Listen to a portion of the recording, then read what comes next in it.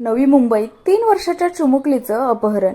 शोधाशोध सुरू असताना टॉयलेट सीटवर सापडला मृतदेह. घटना नक्की काय? मुलीचे वडील अमरीश शर्मा यांनी तत्काळ पोलिसांना या घटनेची माहिती दिली. तपासादरम्यान पोलिसांनी या प्रकरणाचा सखोल तपास केला असता संशयाची सुई मात्र मोहम्मद अन्सारी यांच्याकडे वळाली. नवी मुंबईतील तळोजा परिसरात एका 3 वर्षाच्या निष्पाप मुलीची हत्या करण्यात आली आहे. या घटनेनंतर पोलिसांनी आरोपी तरुणाला अटक केली आहे. शेजारी राहणाऱ्या 2 महिलांमध्ये खेळण्यावरून वाद झाला. त्यातूनच मुलीची हत्या करण्यात आल्याचं पोलिसांचं म्हणणं आहे. एजन्सीने दिलेल्या माहितीनुसार आरोपी मोहम्मद अन्सारची पत्नी आणि मृत मुलीच्या आईमध्ये खेळण्यावरून भांडण झालं होतं. हा किरकोळ वाद इतका वाढला की आरोपीने एका 3 वर्षाच्या मुलीची निर्घृण हत्या केली. प्रशांत मोहिते पाटील यांनी सांगितलं की आरोपी तरुण मोहम्मद अन्सारी याला ड्रग्ज, मोबाईल गेम खेळण्याचं व्यसन होतं. या खेळामध्ये तो जवळपास 40,000 रुपये हरला. मानसिक तणावात होता. याच दरम्यान अन्सारीने जुना वादातून अन्सारीच्या सोडाच्या भावनेतून हा भीषण गुन्हा केला आहे.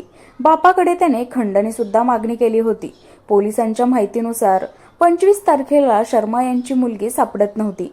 त्या प्रकारे पोलिसांनी गुन्हा दाखल केला. पोलिसांनी आरोपीचा शोधाशोध सुरू केला असता त्याच तारखेला 23 तारखेला रात्री मुलीचा मृतदेह एका पिशवीत लपवून पीडित कुटुंबाच्या घरातील टॉयलेट सीटवर ठेवण्यात आला. तेव्हा हे पाहून कुटुंब हादरलं.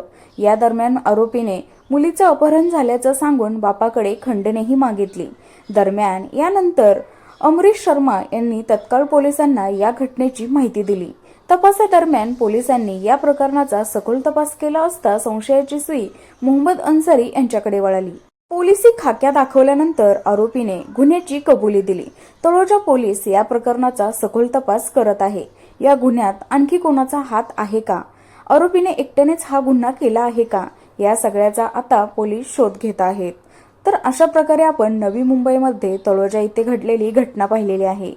तर प्रेक्षक हो, तुम्ही आपल्या चॅनेलवर पहिल्यांदाच आला असाल तर चॅनेलला सबस्क्राईब करायला अजिबात विसरू नका. भेटू आपण उद्या एका छोट्याशा नवीन क्राईम स्टोरी बरोबर. तोपर्यंत सर्वांनी काळजी घ्या. धन्यवाद.